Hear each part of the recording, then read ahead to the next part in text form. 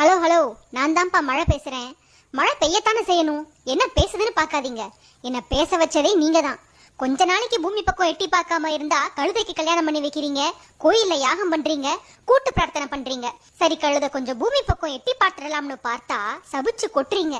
பருவ மழை காலங்கள்ல கட்டாயமா எட்டி பார்த்துடுவேன். அது இல்லாம நான் பூமிக்கு வர்றதுக்கு பல காரணங்கள் இருக்கு.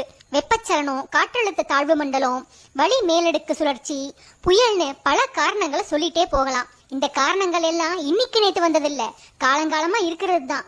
ஆனா முன்னாடி எல்லாம் நான் பூமியில விழுந்த உடனே எங்கேயும் தேங்காம கடலுக்கு ஓடிடுவேன்.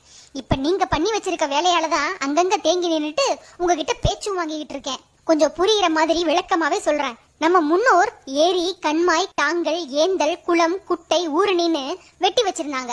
ஒவ்வொரு நீர்நிலையும் நிரம்பி அடுத்த நீர்நிலைக்கு தண்ணீர் போற மாதிரி வாய்க்கால், கால்வாயின்னு வெட்டி வச்சிருந்தாங்க. இதெல்லாம் ஒன்னா சேர்ந்து